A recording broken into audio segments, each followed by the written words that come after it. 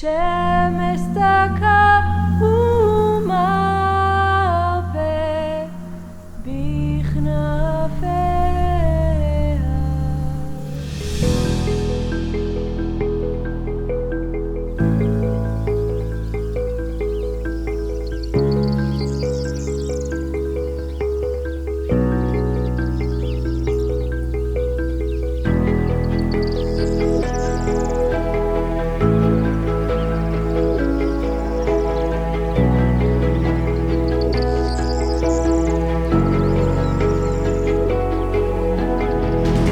Boaz said to her at mealtime, "Come here." It's interesting to observe that Boaz is becoming more and more the subject, the one who takes initiative and, in this case, he invites Ruth to be part of the family. And then it says that he said to her, "Eat of the bread. We'll talk about that in a minute, but I translated, dip your pita into the hummus."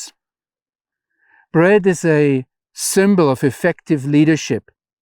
And the one who offers bread, who hands out bread, who gives people the opportunity to get bread, he is a good leader, an effective leader. So that's the first thing that is communicated by Boaz, inviting Ruth and handing out bread. Eat of the bread, it says there, your pita into the hummus. And if you're living today in Israel, it is one of the most natural things to have a pita and to dip it into the hummus. What was it they were dipping their bread into? To be honest, we don't know. It might have been something like thirst-quenching wine vinegar.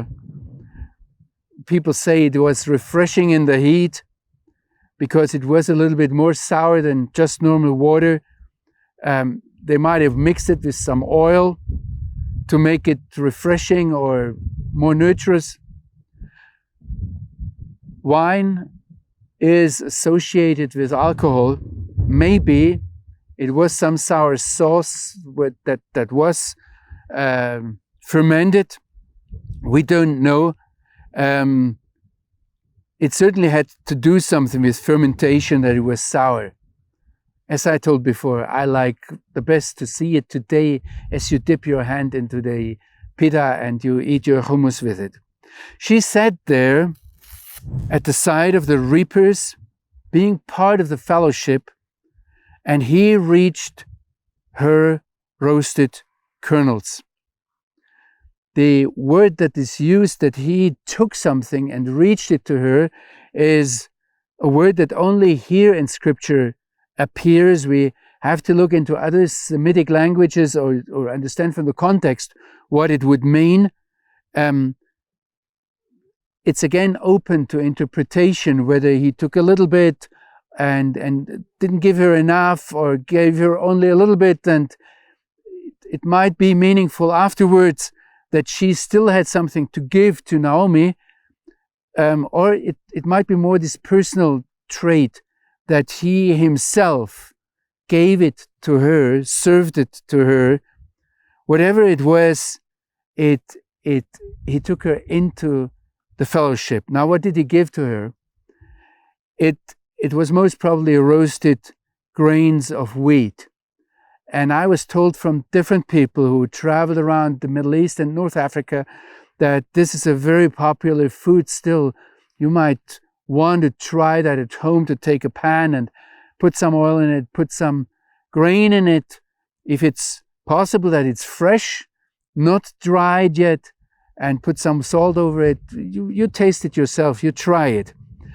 Interestingly, it appears in Leviticus 2, where the Torah talks about the first fruits of the grain offering that is brought to the Lord. It says there, if you offer a grain offering of first fruits to the Lord, the fresh fears, roasted with fire, crushed new grain, you shall offer for the grain offering of your first fruit, and you shall put oil on it and lay frankincense on it. It is a grain offering. So again, you already, if you think into the text and you take it into the atmosphere here, and maybe they brought their grain offering right from the field, on the field, made it the first thing, took the sheaves and lightened them with fire, and took then the fresh roasted kernels from it. I don't know. You imagine, you think about it. It says then there, this verse closes with these three Hebrew words, vatochal, vatispa, vatotar. I want you to hear it. It's very quick in comparison to what happened before. It's open to interpretation, whether it's a sign that Ruth was very hungry, didn't have enough for weeks, we don't know, and now suddenly she ate very hastily. Some people emphasize here that hunger is a dehumanizing experience, and we see that here. But we might also take this passage from 2 Chronicles, where it says that we have eaten and we had enough and we have plenty left, following by the explanation that the Lord has blessed his people. So we might see it as an overwhelming, abundant, overstreaming blessing. I think maybe both is in the text, that this poor little lady who had such a tough journey behind herself suddenly had enough. The rabbinic tradition sees the scroll of Ruth as a prophecy, and also here I see the rabbis how they start discussing that these three words, vatochal, vatispa, vatotar, and she ate and she was full and she had leftovers, actually signified different periods in time. And Rabbi Elazar comes and says, oh, she ate, that is in the time of David.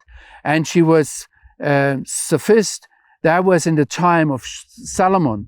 And she had leftover, was in the time of Hezekiah.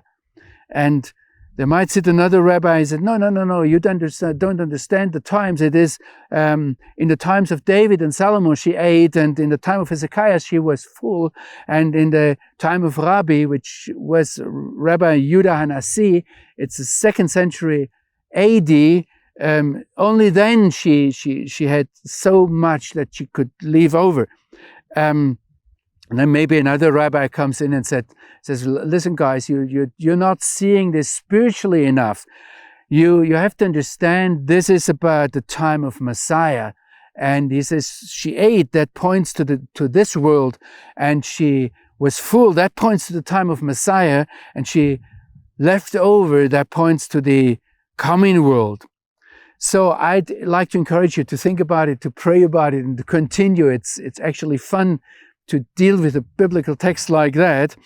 What the basic line is, and what we see, is that a society that has plenty of food, and so much food that they give freely out to other people, is a society that shows cohesiveness.